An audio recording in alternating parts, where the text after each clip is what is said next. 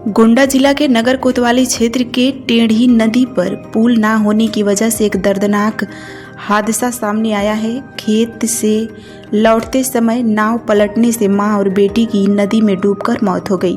इस हादसे ने ग्रामीणों में गुस्सा और आक्रोश दोनों पैदा कर दिया है। लोगों का कहना है कि अगर इस नदी पर पुल बना होता तो दोनों की जान बच सकती थी।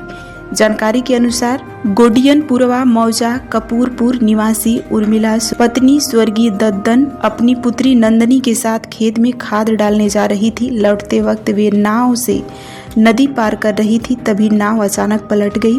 दोनों की मौके पर ही नदी में डूबकर मौत हो गई। ग्रामीणों ने काफ़ी मशक्कत के बाद दोनों शव को नदी से बाहर निकाला। ग्रामीणों ने बताया कि ग्राम पंचायत कपूरपुर की आधी खेती टेढ़ी नदी के पार है, लेकिन यहाँ अब तक कोई पुल नहीं बना है। मजबूरी में ग्रामीण नाव के सहारे ही नदी पार करते हैं। बरसात के मौसम में नदी में जलकुंभी और तेज बहाव के कारण नाव चलाना बेहद खतरनाक हो जाता है।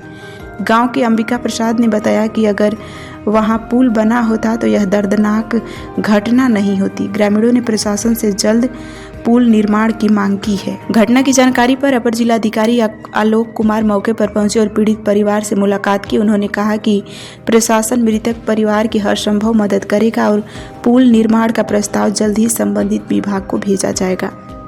ये परिचय करके बताएं, क्या नाम है आपका? लक्ष्मी नाम है। ये क्या हुआ है आपके यहाँ?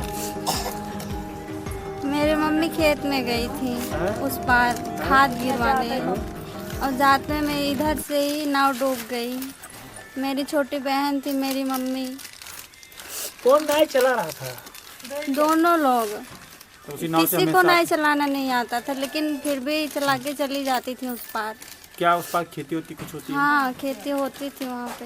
हम के लोगों लिए? का खेत थे वहाँ पे। तो लाने के लिए हम लोग वहाँ पे आते जाते थे हमेशा, इसलिए वो बोली मतलब गेहूँ बोना है तो खाद गिरवा दे, इसीलिए जा रही थी और रास्ते में हादसा हो गया। कितने लोगों का खेत उधर होगा लगभग? हमारे यहाँ मतलब हमारे पट्टेदार लोगों का है। हाँ। अच्छा, आप सुनी तो कहाँ थी, कब जानकारी आपको? मैं अपने ससुराल थी, तो मेरी बहन ने फ़ोन किया मुझे, तो मैंने सोचा मतलब इनको समझाया। फिर हमने बोला कि तुम परेशान मत हो, मैं फ़ोन करके पूछती हूँ सबसे। मेरा नाम अमेरिका प्रसाद है, ग्राम गोडियनपुरा मौजा कपूरपुर है और रहने वाला हूँ। और ये घटना नदी उस पार जाने के लिए ये घटना हुई। उसकी माता और बहन दोनों महतारी बिटिया। क्या नाम है उनका? उर्मिला नाम है उसके माँ का और नंदनी नाम है उसके बेटी का। वो दोनों लोग खाद उतारने, देसी खाद उतारने के लिए उस पार गई थी। किससे तो गई थी? नाव से गई थी। क्या वो नाव चला लेती थी क्या? हाँ, चला लेती थी, नाव चलाती थी और जा रही थी, नाव बीच में डूब गई, उसी में डूब गई वो। कैसे जानकारी मिली आप लोगों को? हमें वो बिटिया एक इनकी और बेटी थी, वो चारों तरफ ढूंढा तो हमें 12 बजे हमें बताया, रोने लगी। तो हम कहा क्या हुआ? तो उसने कहा कि मेरी माँ सुबह 8:30 बजे गई हैं और वे लौटी नहीं। तो हम कहा इस पार खेत में देखा, कहीं नहीं है। तो हम कहा मैं जा रहा हूँ देखने के लिए। तो मैं चला आया, उस पार उतर कर गया। तो मैं जहाँ से खाल लाई थी वहां पहुंचा।